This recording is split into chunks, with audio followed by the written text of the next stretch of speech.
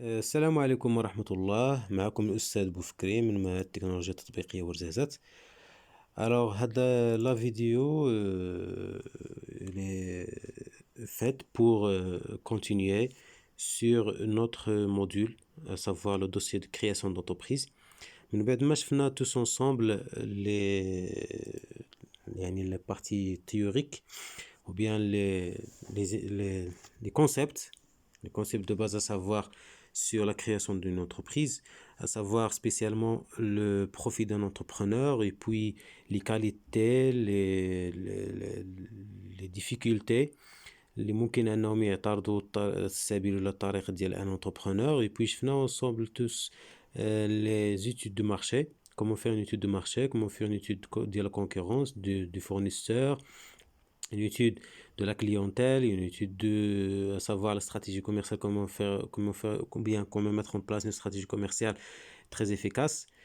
Aussi bien, on a parlé de l'estimation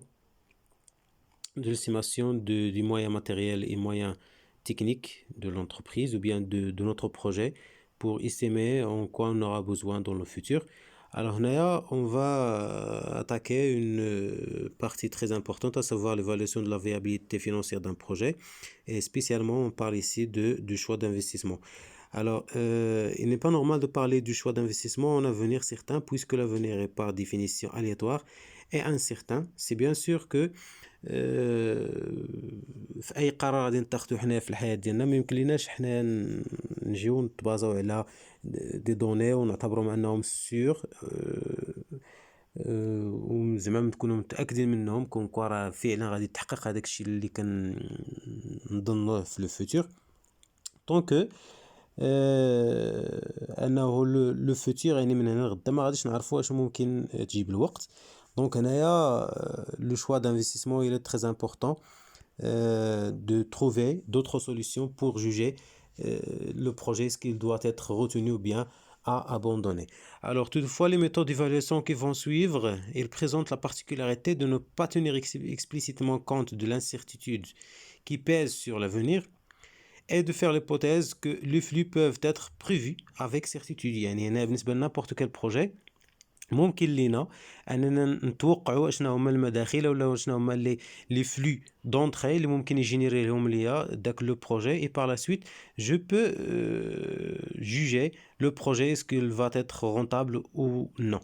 Alors on distingue entre deux types de méthodes. Alors premièrement, les méthodes sans actualisation, à savoir le taux de rendement comptable, et deuxièmement le délai de récupération. Alors puis le deuxième type de méthodes, ce sont les méthodes avec actualisation, à savoir les trois ratios.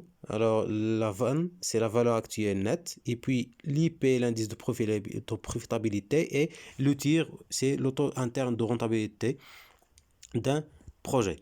Alors on a pour le taux de rendement comptable, yani hada c'est la première méthode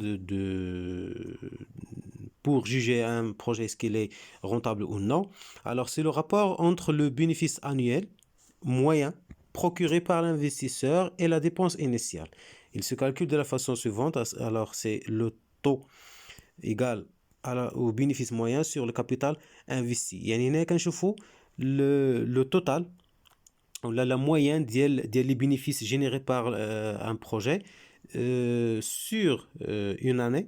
Alors sur une année ou là sur un certain nombre d'années ou là le capital investi dès le départ. D'accord. Alors là, pour titre d'exemple, pour comprendre la méthode du taux de rendement comptable, alors soit deux projets A et B ayant les données suivantes. Alors premièrement le projet A, la dépense initiale يعني le capital investi يعني le capital اللي خسرناه النهار الأول c'était 150 000 dirhams. Par contre les recettes annuelles sur 5 ans يعني في كل سنة في كل عام هذا لو بروجي هذا ou bien هذا l'investissement هذا لو بروجي اللي كريناه دخل لنا 20 000 dirhams يعني في la première année, et puis في la deuxième et la troisième c'était 50 000. في la quatrième année c'était 100 000 dirhams. Et la dernière année, ou bien la cinquième année, c'était 90 000 dirhams. Par contre, pour le projet B, Alors pour le projet B, aussi bien on a l'investissement qui est égal à 120 000 dirhams. Et pour les recettes annuelles de chaque année, alors كانوا هما les chiffres suivants: 20 000 dirhams, alors 20 000, puis 40 000, 60 000, 30 000 et 25 000 dirhams l'année, ou bien la cinquième année. Alors, pour le projet A, alors le bénéfice moyen, le total de les bénéfices générés durant les 5 années, divisé par le nombre d'années il y a 5 ans. Alors le total c'était 310 000 dirhams divisé par 5 ans, ça égale à 60 000. Et alors le taux de rendement va être égal à 62 000 divisé par 150 000 ديال le capital investi dès le départ. Alors on a un taux de rendement comptable qui est égal à 41%. Par contre pour le projet B, on a un bénéfice moyen اللي كان total ديالو 175 000, يعني التوتال ديال دوك لي recettes annuelles اللي دخلناهم في كل سنة divisé par les 5 années ديال la durée du projet. Alors هنايا la moyenne était 35 000. هاد la 35 000 غادي نقسموها على le capital investi في le départ du projet اللي كان هو 120 000 dirhams. Alors غادي يعطينا un taux de rendement comptable qui est égal à 39%. Alors de ce fait, le projet A qui présente un taux de rendement supérieur alors à celui du projet B, il favorise son choix. يعني هنا غادي ناخذو ou bien غادي نختارو bien évidemment le projet A اللي normalement كيقدم لنا un taux de rendement comptable اللي هو 41% au lieu de 29% ديال le projet B.